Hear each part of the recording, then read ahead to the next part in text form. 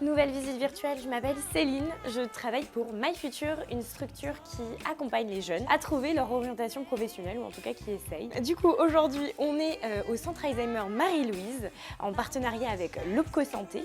On va rencontrer 3 métiers bien différents aujourd'hui. J'espère que vous êtes prêts et prêtes, parce que moi, en tout cas, j'ai hâte. Venez avec moi.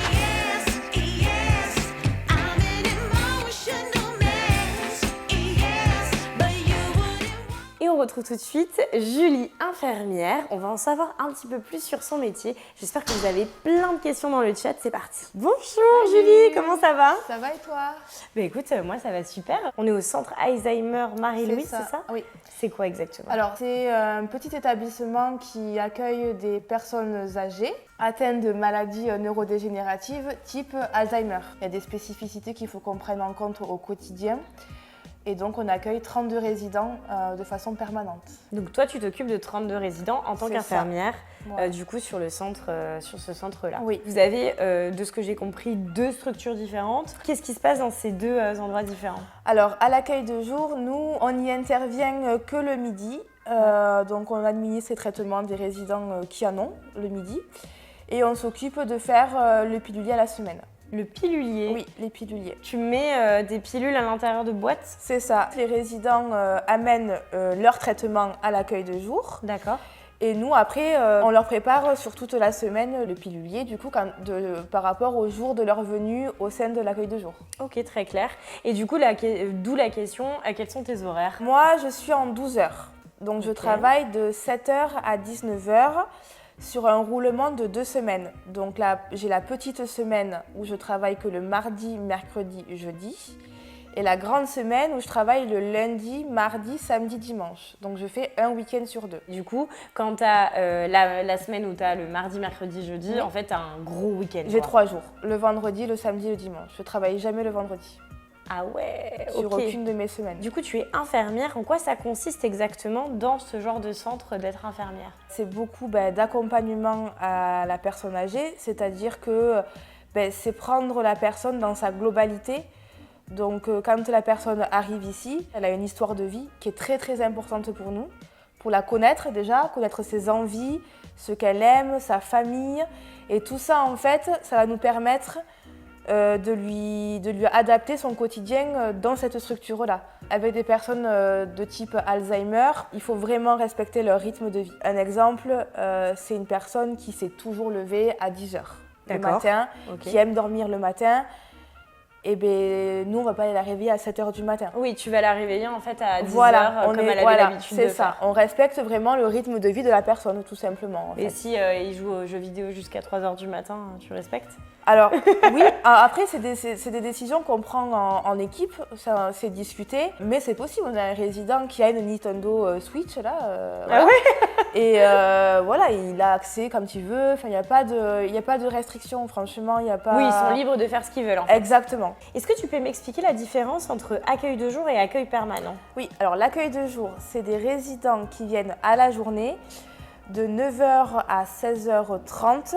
Donc ils peuvent venir une fois par semaine ou 2 fois ou 3 fois. C'est des résidents qu'on accueille mais qui sont quand même moins atteints par la maladie. Il y a un début de maladie, donc il y a des troubles. Le plus connu, c'est les troubles de la mémoire. Il y a des troubles mais qui ne nécessitent pas un accueil permanent. Donc ils peuvent quand même rentrer chez eux. Et ce qui est primordial, c'est que la plupart du temps, on pense aux résidents, mais il y a aussi à la famille autour du résident. C'est-à-dire que parfois, il y a des situations un peu compliquées à domicile. Par exemple, l'époux ou l'épouse qu'on appelle aidant dans ce genre de relation-là, cet aidant-là, il peut être fatigué. Ça lui permet d'alléger en fait son quotidien. Il peut se dire, le lundi, mon épouse n'est pas là, je vais en profiter pour aller faire des courses, les tâches, voilà, c'est ça, ok, exactement. Très bien. Globalement, tu t'occupes aussi un peu du jour, mais pour le côté administratif, voilà, c'est ça. Oui. Et pour tout ce qui est permanent, tu vas être là en fait pour les accompagner tous les jours, quoi. C'est ça. Pourquoi tu es devenue infirmière dans ce genre de centre? Quand j'ai voulu être infirmière déjà de base, je voulais être infirmière puéricultrice. D'accord, ok, donc pour les enfants. Les enfants, à l'hôpital avec les enfants. Mais pour être infirmière, en fait, il faut faire 3 années. dans un Ok. IFSI, ça s'appelle, donc un institut en formation en soins infirmiers. Donc en fait, tu fais 3 ans dans ce centre Oui. et ensuite tu peux exercer dans ton métier ça. et tu peux faire que ce soit dans ce centre-là ou même ailleurs, en puéricultrice et autres. Il y a beaucoup. Alors, puéricultrice, il faut passer une formation en plus. C'est un métier quand même où on a quand même beaucoup de choix de services. On peut voir énormément de choses différentes en fait. C'est quand même très rare, surtout de nos jours, où une infirmière reste dans le même service toute sa carrière. C'est-à-dire qu'on peut changer, on peut aller à l'opposé. Demain, je vais aller aux urgences, et je fais infirmière aux urgences. Du coup, c'est très riche en apprentissage aussi. Ah bah oui, parce que tu apprends plein de choses différentes. Tout le temps. Et du coup, qu'est-ce qui t'a donné envie d'être infirmière justement dans ce centre-là? Moi, je voulais me spécialiser, enfin en tout cas me tourner plus précisément dans la psychiatrie. Puis ensuite, par rapport à la vie perso, je suis arrivée à Toulouse. Oui. J'ai été maman. Moi, je ne connaissais pas du tout les endroits à Toulouse, voilà, donc j'ai fait des recherches, tout ça. Et je suis tombée sur la fondation Marie-Louise et chercher quelqu'un au centre Alzheimer. En ayant fait beaucoup de psychiatrie avec les personnes âgées, je me suis dit ça peut aussi se rapprocher un peu quand même de mon domaine de base. J'ai commencé ici et au final je m'y suis plu, je m'y plais toujours et ça fait 3 ans que je suis là.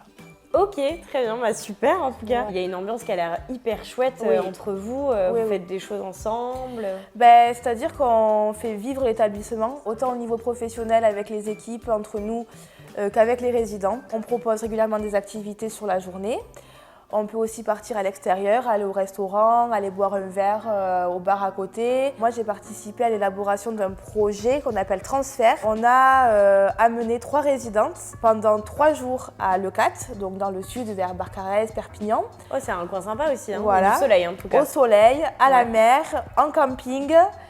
Et on a passé 3 jours de folie. Tout simplement, c'était génial. Ah ouais, vous avez fait quoi exactement? Restaurant, piscine, mer, transat. Des vacances quoi, au travail. Des vraies vacances. On est quand même entre guillemets au travail. On profite d'un cadre, voilà. Mais en tout cas, pour nous, de les voir émerveillés, parce que tout simplement, c'est des personnes qui sont pas parties en vacances depuis des années. Ça fait chaud au cœur de les voir arriver devant la mer et d'avoir les yeux qui brillent. J'imagine. Et on s'est quand même rendu compte une différence de comportement. On a quand même eu beaucoup moins de troubles du comportement qu'au sein de la structure. Ah ouais? Tu peux avoir des trucs parfois. Le risque quand on fait ce genre de projet, c'est que le résident en fait se sente complètement perdu. Il se dit mais où est-ce que je suis? On le déloge un peu de ses habitudes, de son cadre de vie en fait. Ce risque-là, ça peut entraîner par contre vraiment, ça peut faire capoter le voyage quoi, tout simplement. Ouais, et du coup tu les choisis les personnes? On les choisit en amont, donc on a pris 3 résidentes, on est parti entre filles, qui présentent des troubles mais assez moindres quand même. Et voilà, c'était super cool. Oh, trop bien! T'as un bureau, oui, tu travailles sur des logiciels. Oui, on a une infirmerie, donc avec un bureau, un ordinateur et tout ce qu'on peut dans une infirmerie, un placard avec des médicaments, un chariot à médicaments, des pansements, des perfusions. Est-ce que tu peux me donner ton salaire, toi? Qu'est-ce que tu gagnes par mois en net? Je gagne 2 000 €. Ok. Et ça, c'est tous les salaires d'infirmières dans ce genre de centre? Alors, ça peut varier. Du public, du privé.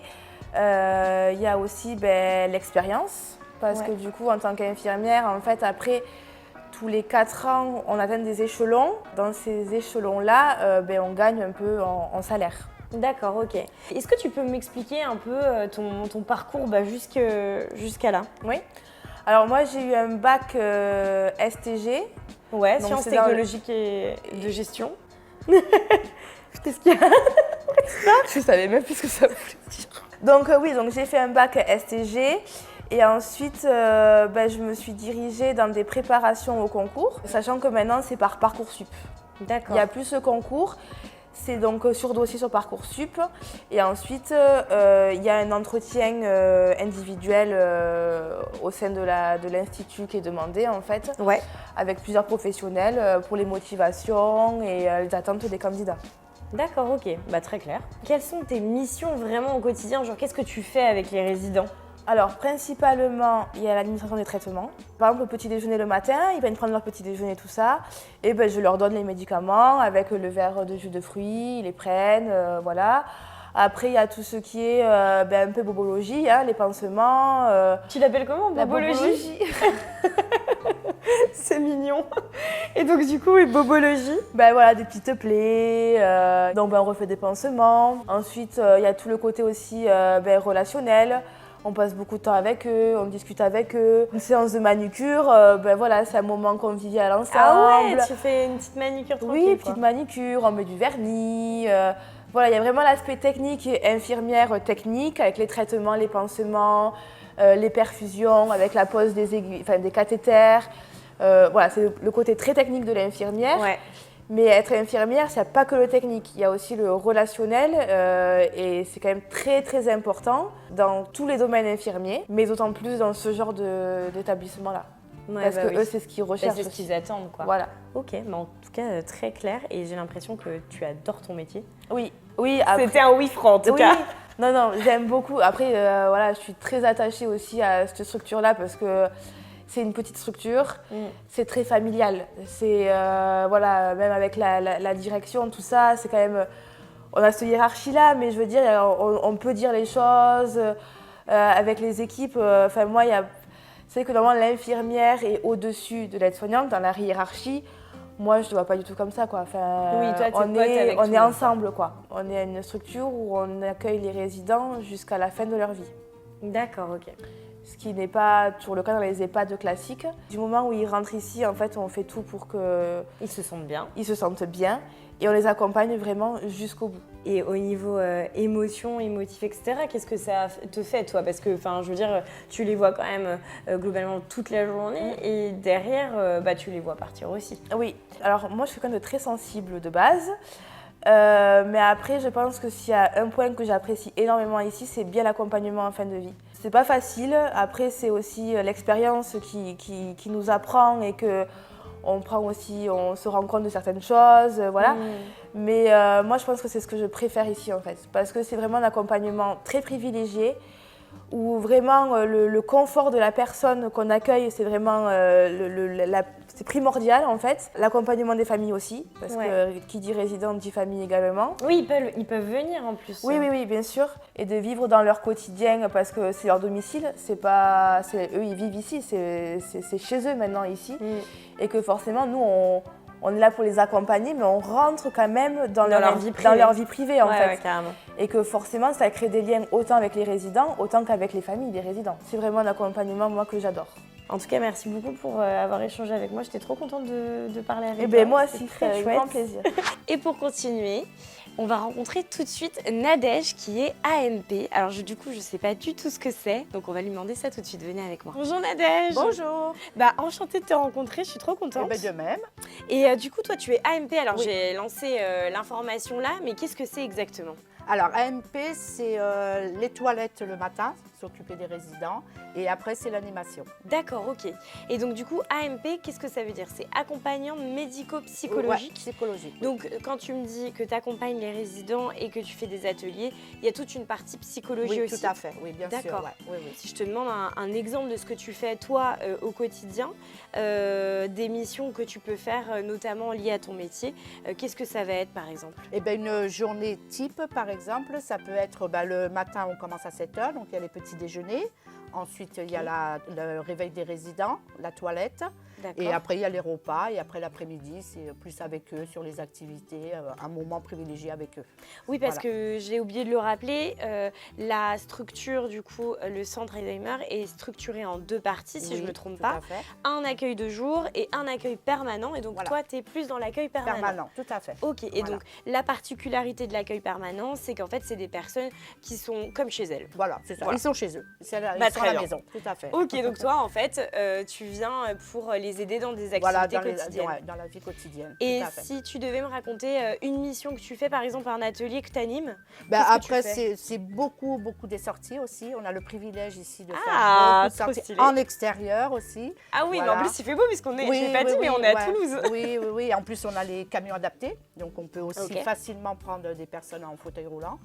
Et on peut faire beaucoup d'activités. Et tu prends combien de personnes avec toi Ça dépend, si on est 2 professionnels, on peut prendre jusqu'à 4 personnes ou une personne partir toute seule avec une personne. En fait, tu es libre de faire ce que tu veux. Tout à fait. On monte un projet. On est parti à la mer, on a été au cirque, on a été voir un spectacle de magie, on va voir des matchs de rugby.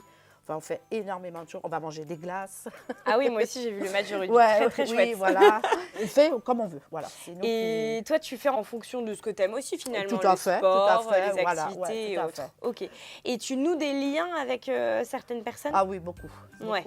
Beaucoup. Ils sont très attachants. Et il y a beaucoup de liens, oui, beaucoup.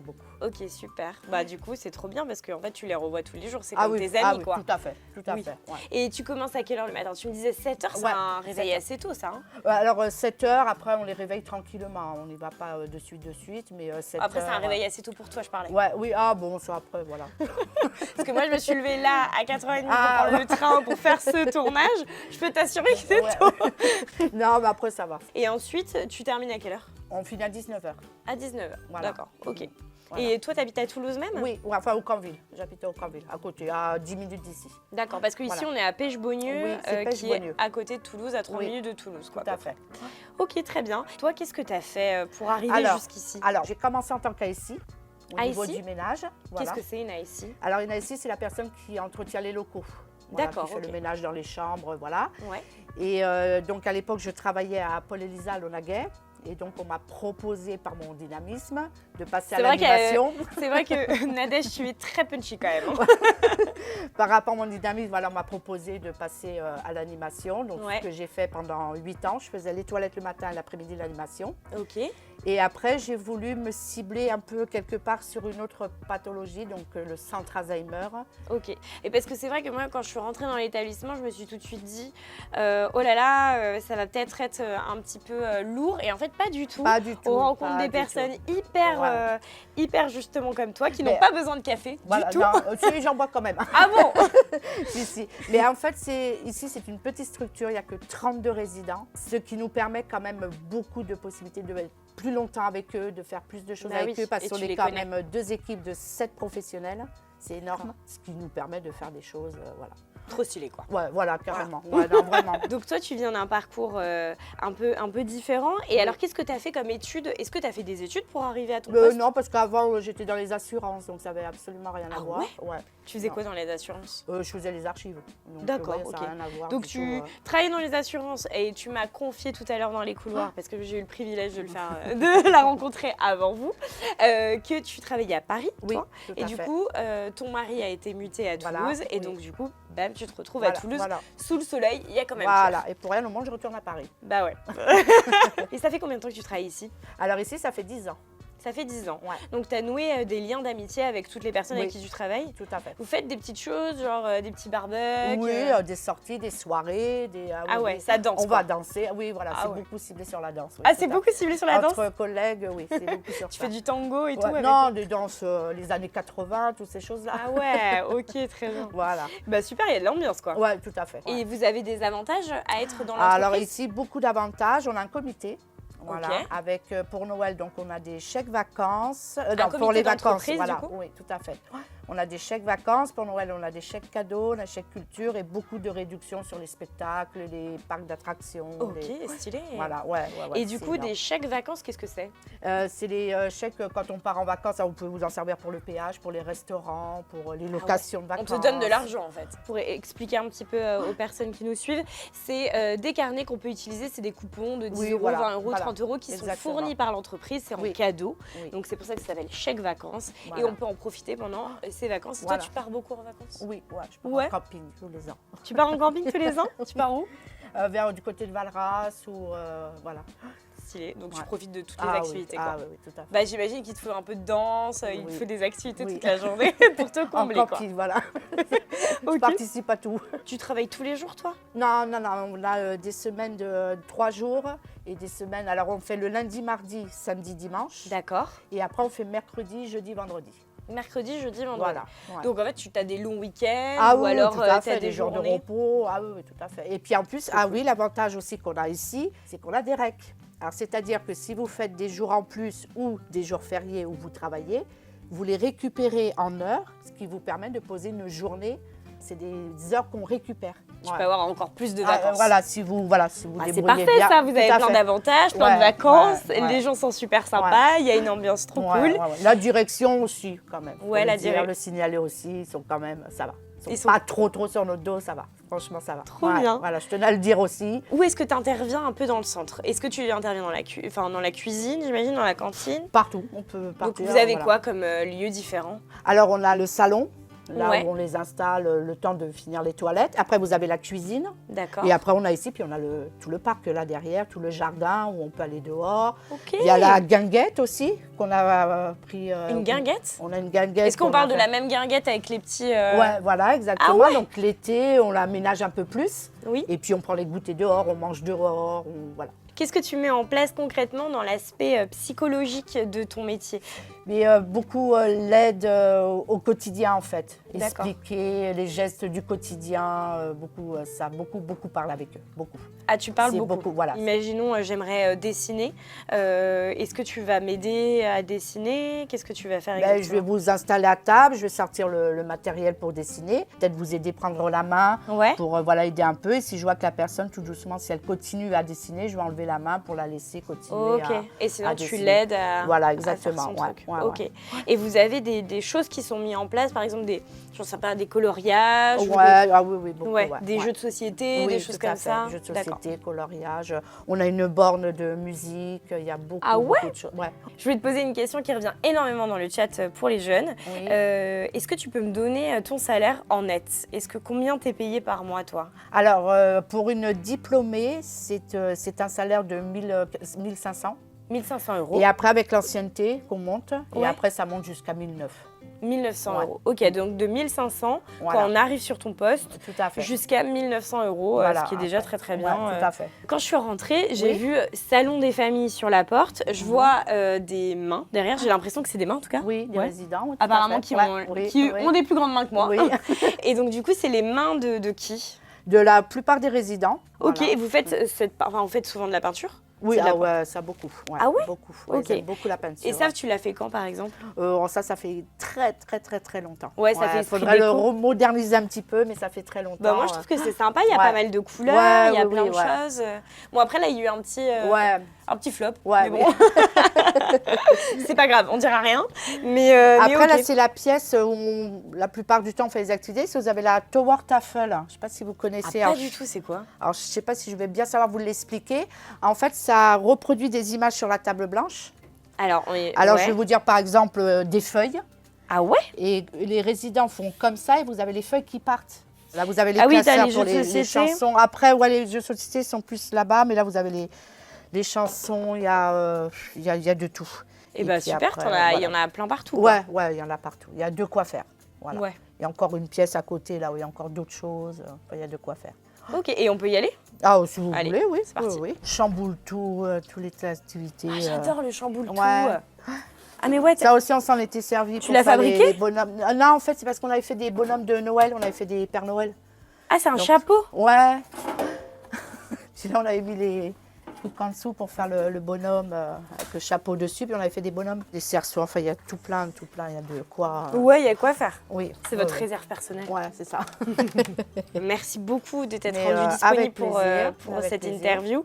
J'ai pris énormément de plaisir à parler avec toi. Il faut que je aille voir une de tes autres collègues pour la suite de ce tournage. Et on se retrouve pour la dernière interview, du coup avec Gisèle qui est AES, accompagnante éducative et sociale, si je ne me trompe pas, c'est ça? C'est ça, Salut, comment ça va? ça va très bien. Ouais, bon, en Voilà. tout cas, merci beaucoup de prendre ce temps pour échanger avec moi. Qu'est-ce que c'est une AES?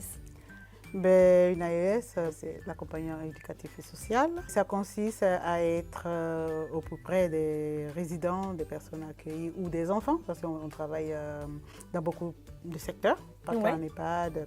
Oui, il n'y a pas forcément que dans les EHPAD Non, ou non, dans non. les centres comme même les celui-ci. milieux scolaires, tout. Et ben voilà, c'est être au plus près des enfants Ouais. ou des personnes accompagnées.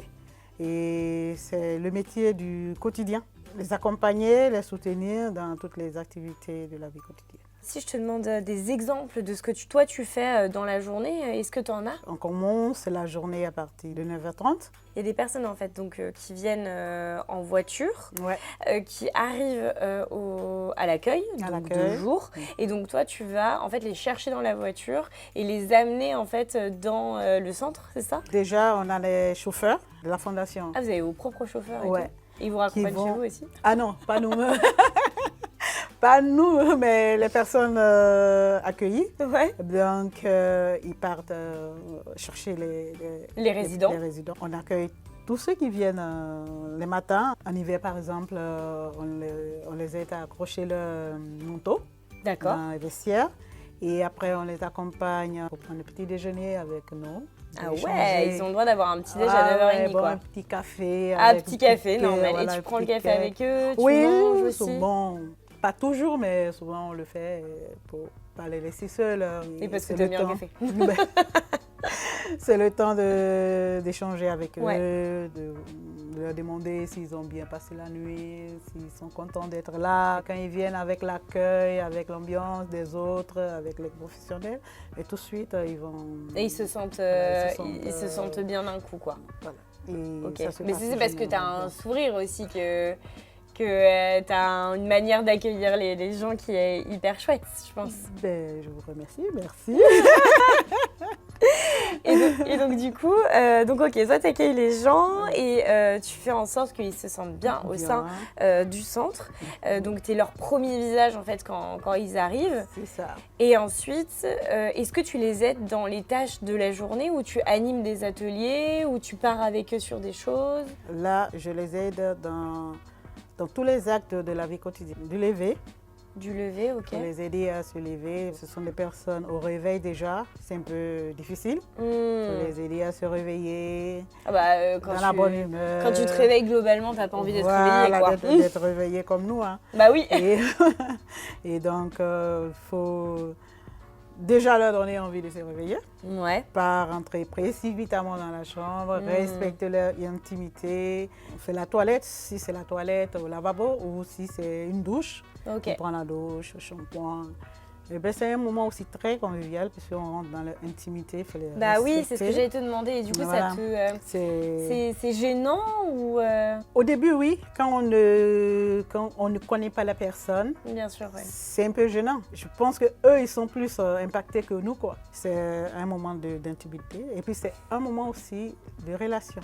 Ah oui. C'est là qu'on crée vraiment... C'est là où tu as des discussions. C'est là aussi on observe beaucoup. Ce sont des personnes âgées, des questions de peau, s'il y a des... Ah bah oui, ça t'aide à savoir un petit peu où ils en sont, etc. Et leur donner des soins adaptés aussi. C'est ça. Et pouvoir aussi transmettre pour qu'il y ait une continuité de soins.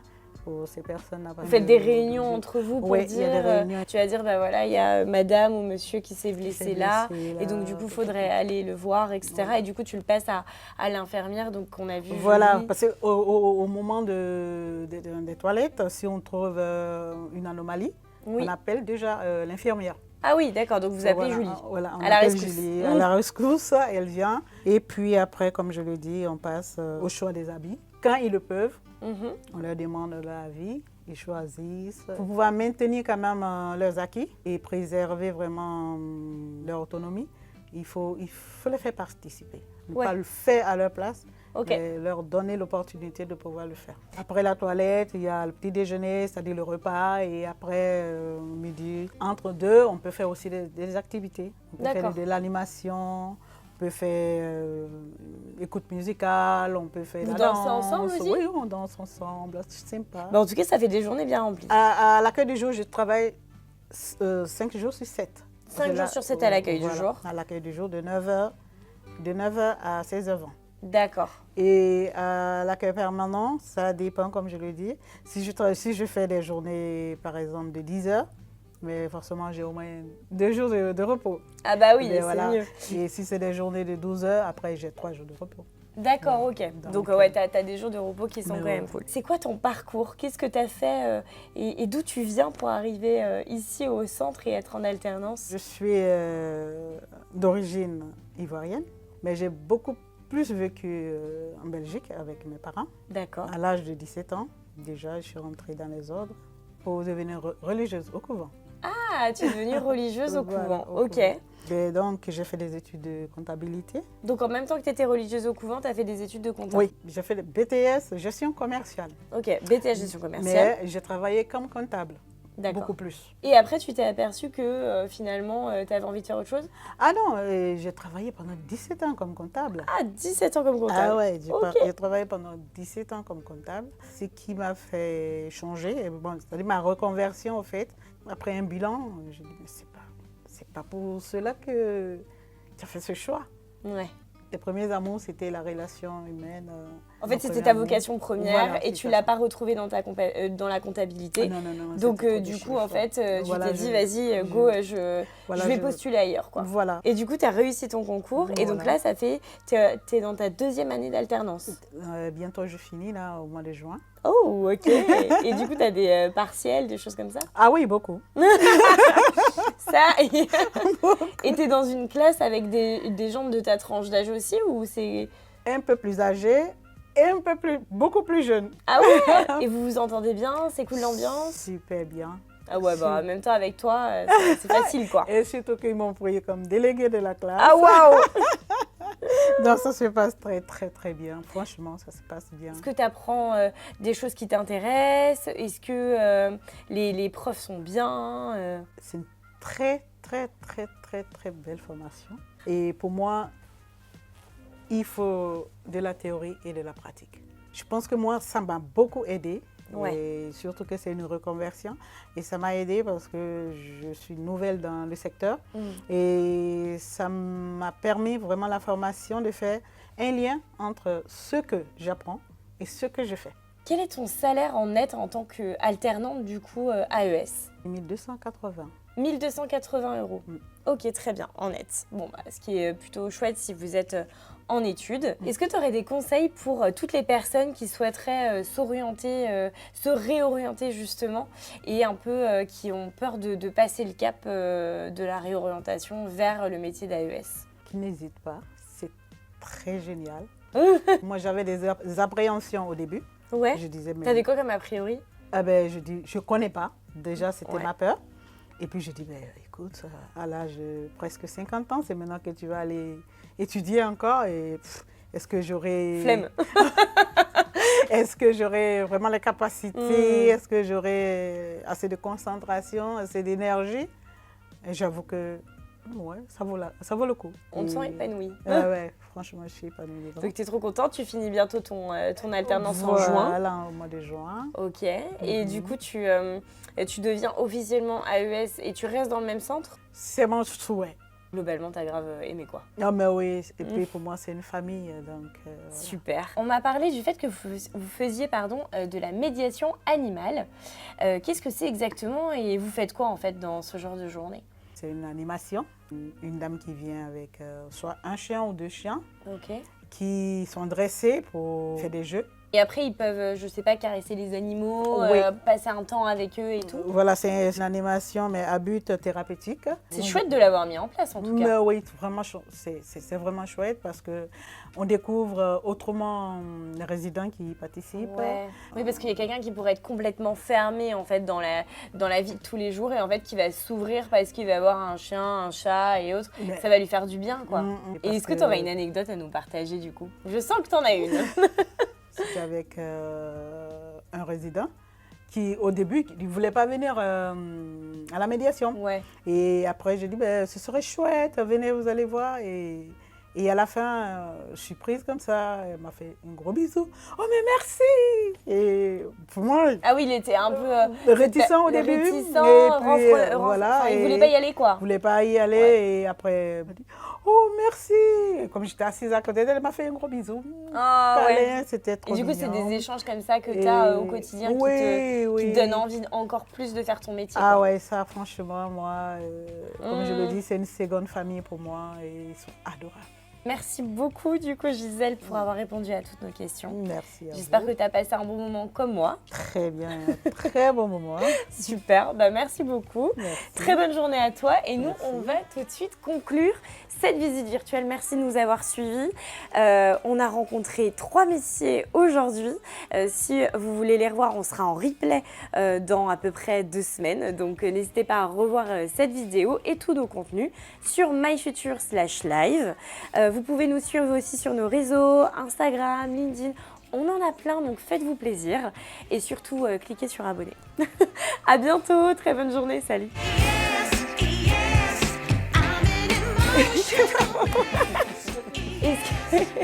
Attends, j'arrive même pas à prendre mon sérieux. Attends, je rame.